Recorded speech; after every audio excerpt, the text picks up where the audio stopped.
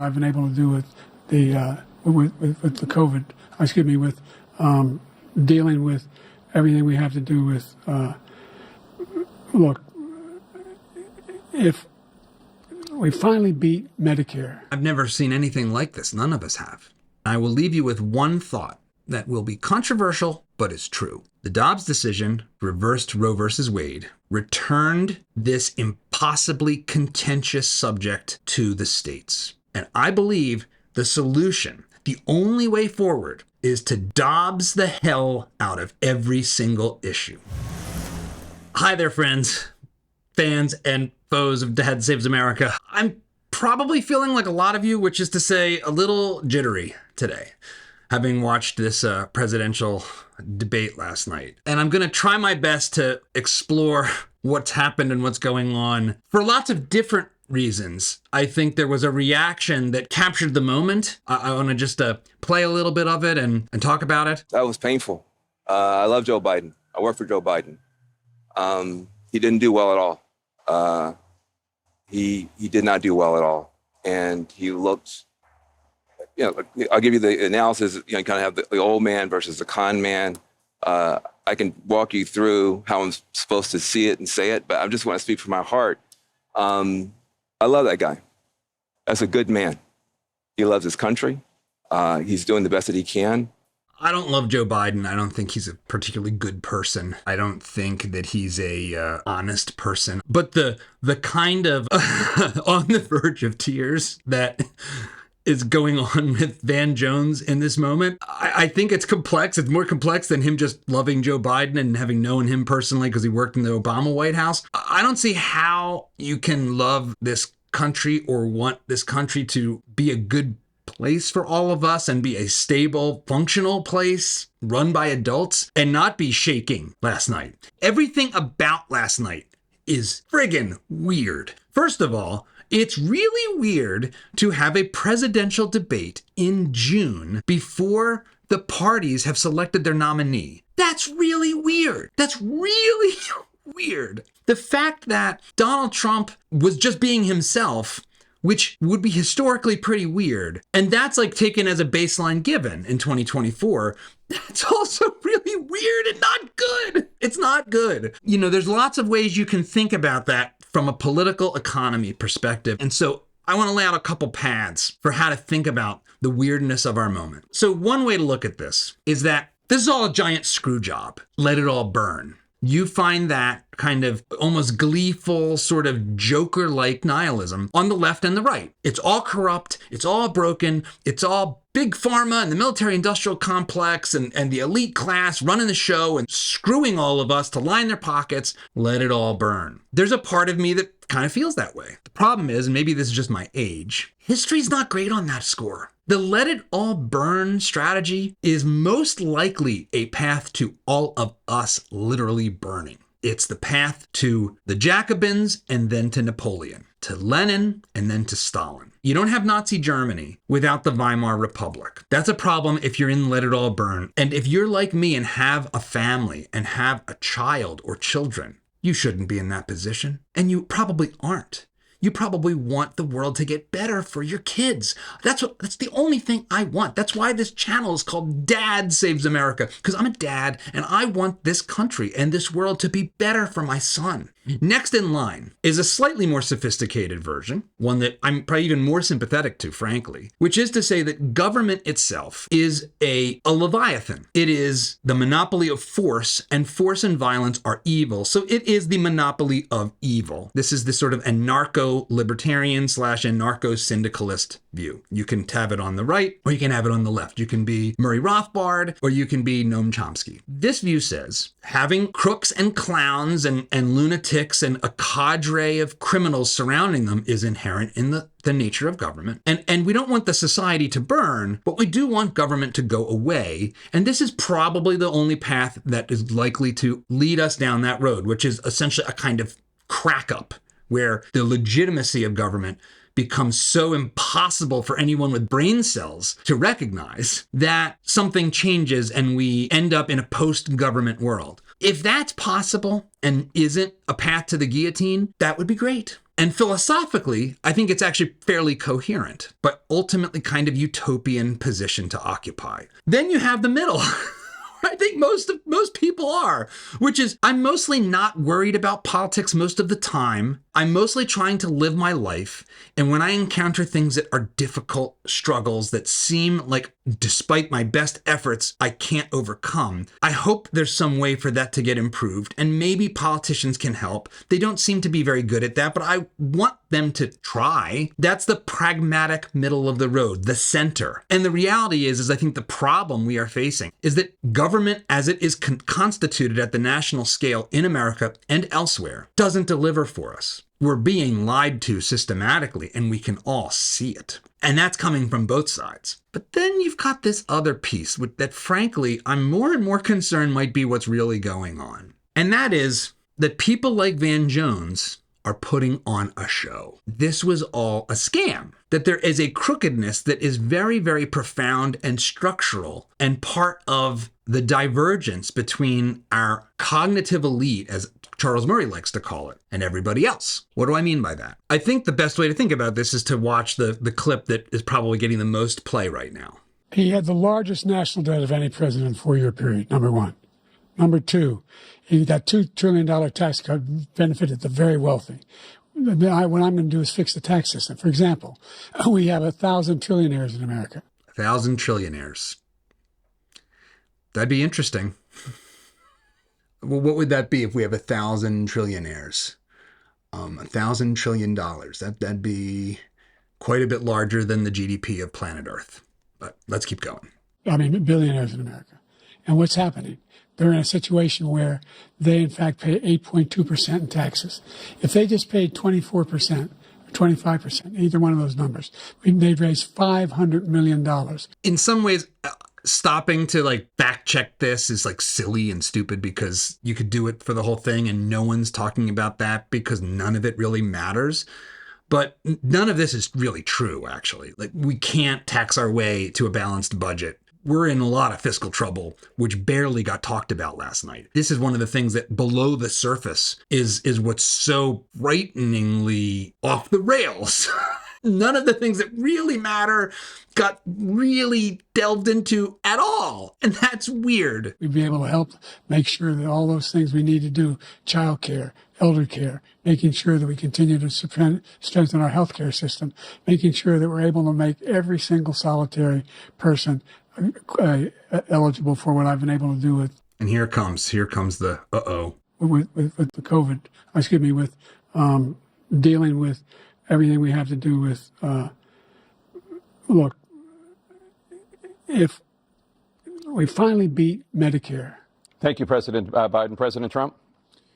Well, he's right. He did beat Medicare. He beat it to death. There's nothing surprising about this moment, right? There's nothing surprising at all. This is exactly like Joe Biden's been for the past 3 years. He was doing this stuff in 2020. And everybody knows it. Everybody knows it. So what does that mean? What that means is the panels across all the news outlets last night that were suddenly shocked, what are we going to do? What are we going to do? What are we going to do? They knew what they were going to do. Of course they knew what they were going to do. Why do you think we have this completely weird debate that's taking place in June? A debate that the Biden administration asked for. We have to really ask ourselves seriously, what is going on? Who's running the show? And I watched this thing with my son, and it's a giant joke. And that leads me to the only other clip I want to look at, which again is the one everybody's going to be talking about. We knock on wood wherever we may have wood, that I'm in very good health. I just won 2 club championships, not even senior, 2 regular club championships. To do that, you have to be quite smart, and you have to be able to hit the ball a long way. And I do it. He doesn't do it. He can't hit a ball 50 yards. He challenged me to a golf match. He can't hit a ball 50 yards.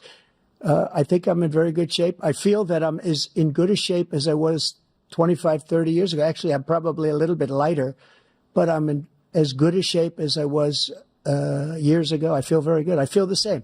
But I was willing to take a cognitive test. And you know what? If I didn't do well, I aced him. Dr. Ronnie Jackson, who's a great guy when he was White House doctor. And then I took another one, a similar one. And one of them said they'd never seen anybody ace him. Thank you.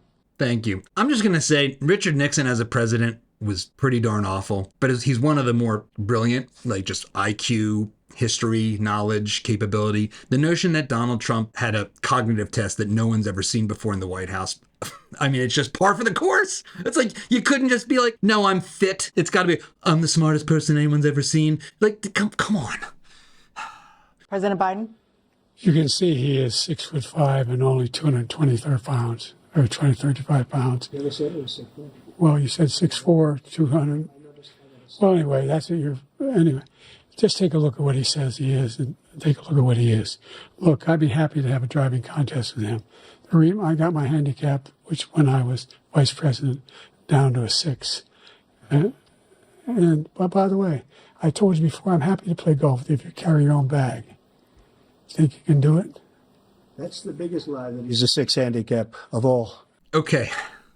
Welcome to the octogenarian America, where we spend minutes watching our presidential candidates debate their handicap.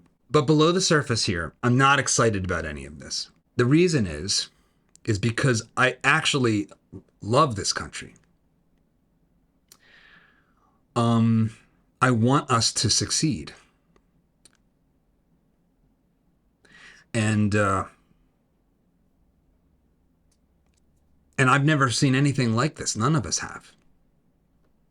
This is the best we can do? There's no world in which that's true. But there's something about the structure of our system of parties and the way things work. And there's something about our moment, almost at the anthropological scale, that has delivered this to us. And Trump won by not being on the verge of death. And after 10 minutes, if he was truly a leader, he should have realized that he had the baseline in the bag and that the rest of this time should have been devoted to trying to cast a positive vision for the next 4 years. The closest he got was to say, my retribution is going to be success. But we all heard that for what it was. Personal success, winning the election. That's not the success we should care about. We should care that the country gets better. We say that's what we want, but we don't have a lot of skin in the game in politics. And so what politics mostly is for most people is a kind of entertainment. It's a kind of football game. We put on our paint for our team and we say, rah, rah, go, go, go. I'm sure that can never change. But at some fundamental level, there should be some kind of guardrails in which we do say, well, yeah, but I do want the country to be better. And maybe they get better in ways that I disagree with, but I do want tomorrow to be better than today. I want the world that my kids inherit to be freer, more prosperous, in which fewer people suffer and more people succeed. And that is why my hands are shaky, because there wasn't even an echo of that last night. And I'm not really sure, honestly, what to do about that. I think my advice to you is try now to take a deep breath and think about the future for our kids. Think about what is it that makes America America. And you're not all going to come to the same conclusion, but we shouldn't want it to end. And I will leave you with one thought that will be controversial, but is true. I think there is an answer, and that answer lies in one of the most contentious issues of our moment, the Dobbs decision. The Dobbs decision, which reversed Roe versus Wade, returned this impossibly contentious subject to the states. I'm here in Texas. Texas is now a very restricted place if you want to abort your child. I like that. I think abortion is murder.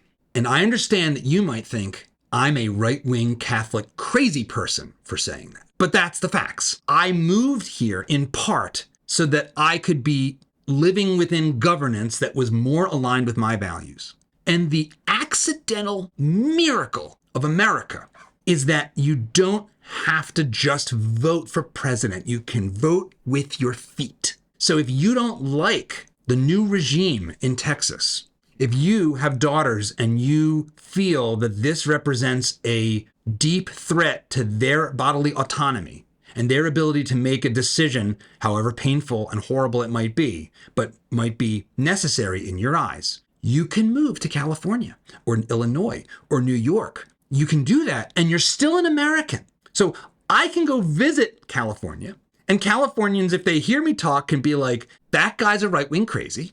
I can't wait till he goes back to Texas. And it's kind of like when a neighbor comes over for dinner and you don't love them, but they get to go back to their house. So we accidentally solved for this problem by being these United States. This is the way this country used to talk about itself. United States. And the reason for that, if I can put on my civics education hat for a moment, in the aftermath of the Revolutionary War, there was a deep, fundamental moral quandary, one that's like the abortion debate, and that was slavery. The northern states had already coalesced, by and large, around abolitionism.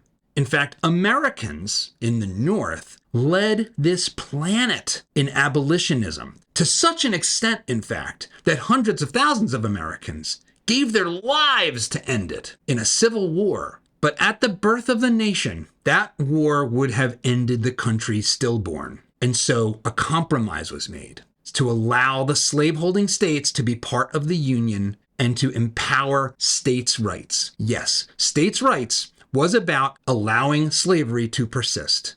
Federalism was born out of the desire to preserve the Union in the face of this profound disagreement about slavery. And one school of thought says that's why states' rights is evil and why it codes for racism. And they have a little bit of a point historically. But we now face the reality that that accident was a lucky accident because we have a mechanism to hold together as a nation despite our profound differences on really important subjects like abortion. We have to denationalize our politics. We have to have the Dobbs decision for everything.